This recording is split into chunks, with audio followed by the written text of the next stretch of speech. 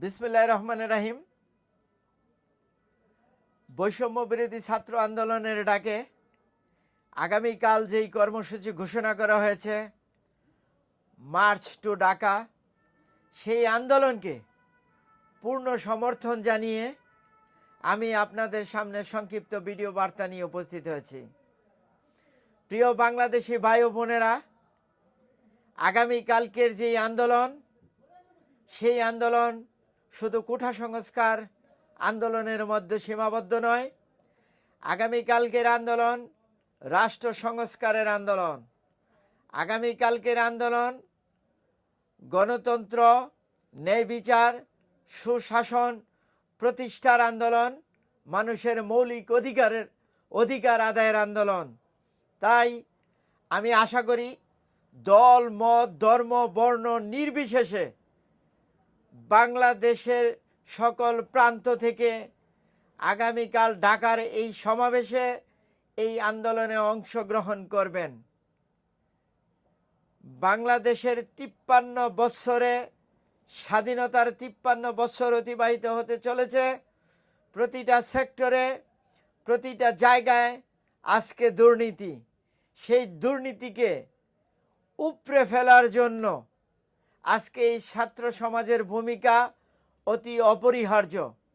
আজকে এই ছাত্র সমাজ আন্দোলন করতে যে আজকে ফ্যাসিবাদ, স্বৈরশাসক, খুনি শেখ হাসিনার সরকারের পেটুয়া বাহিনী শত শত, হাজার হাজার আমার ভাই বোন, আপনার সন্তানকে যেইভাবে গুলি করে হত্যা করেছে, যেইভাবে শহীদ করেছে, তার বিচার এবং এই শহীদ, এই হত্যাকারীদের ন্যায্য প্রাপ্য ক্ষতিপূরণ, আহত নিহতদের ক্ষতিপূরণ আদায় করতে হলে এই স্বৈর শাসককে বিদায় করে নতুন সরকার প্রতিষ্ঠা করতে হবে।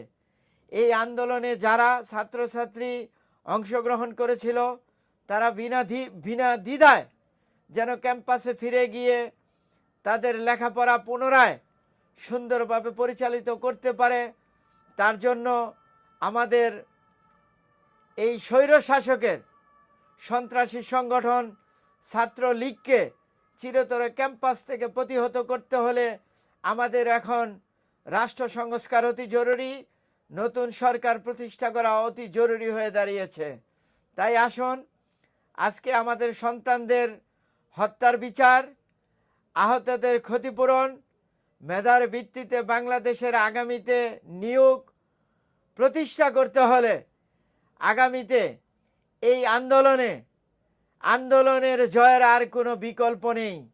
তাই আগামীকাল আমরা যে কোনোভাবে হোক, পায়ে হেঁটে, লঞ্চে, ট্রেনে, বাসে আমরা ঢাকামুখী হব, ঢাকাতে সমাবেশ করব।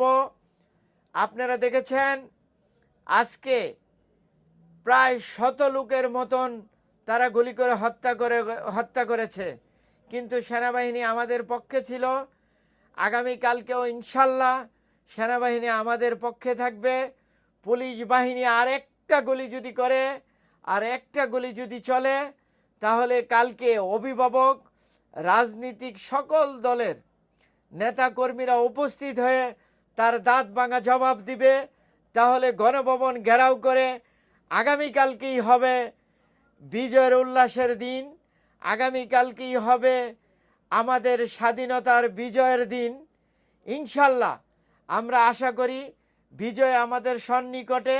আসুন আমার ভাই, আমার বন্ধু, আমার শুভাকাঙ্ক্ষী যারা আছেন, আগামীকালকের আন্দোলনে শরিক হয়ে ইতিহাসের সাক্ষী হয়ে থাকবেন, এই প্রত্যাশা ব্যক্ত করছি। ইনশাল্লাহ দেখা হবে আগামীতে বিজয়ের উল্লাসে। আসসালামু আলাইকুম ওয়া রাহমাতুল্লাহ।